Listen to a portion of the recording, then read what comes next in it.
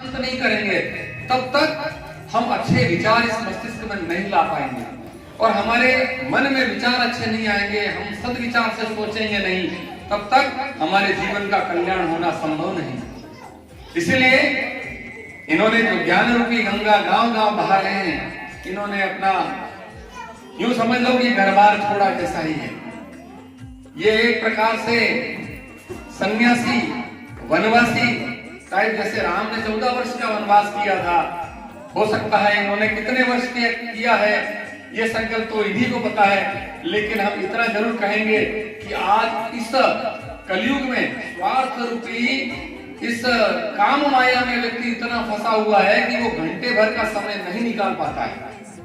लेकिन इन्होंने अपने जीवन के कई घंटे, कई दिन, कई महीने, कई वर्ष निकालने का जो संकल्प लिया है, इसके लिए बहुत बहुत बधाई और हमारे पूरे गांव वासियों की ओर से इनको बहुत बहुत आशीर्वाद। मैं कह रहा हूँ भगवान इनकी शरीर लेके आते हैं, भगवान इनको शरीर दीर्घायु करें कि ये ऐसा ज्ञान का सागर घर घर बहता रहे।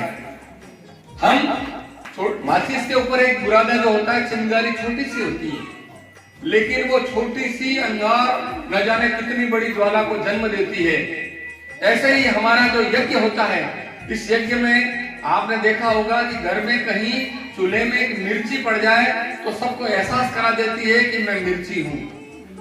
ऐसा ही इसके अंदर 300 प्रकार की जड़ी बूटियां जो गायत्री परिवार शांति कुंज से जो हमारा सांकल्य आता है और वो सांकल्य इस हवन यज्ञ में पड़ता है, तो इससे एक मिर्ची छोटा सा आपको उदाहरण है, तो 300 प्रकार की जड़ी बूटियां हम पर कितना प्रभाव करेगी, हमारी काया को कितना निरोगी बनाएगी, हमारे दिमाग को कितना स्वस्थ बनाएगी, हमारा शरीर कितना स्वस्थ बनेगा, हम रोगों से कैसे बच पाएंगे।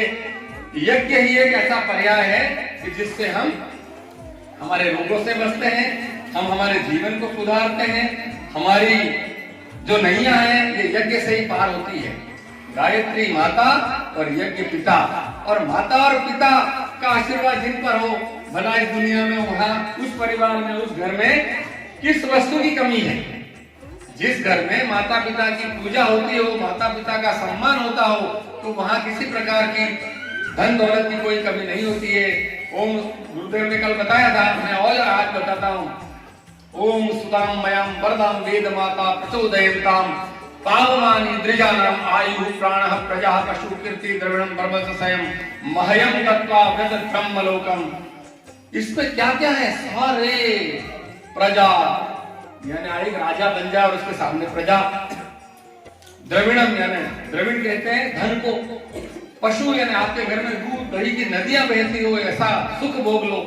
स्वर्ग जैसा वातावरण उत्पन्न करने के लिए आपको शरण में गायत्री के ही जाना पड़ेगा और यज्ञ पिता के ही शरण में अपन जाएंगे तो ही अपने देश का उद्धार होगा और यज्ञ से ही विश्व का कल्याण होगा।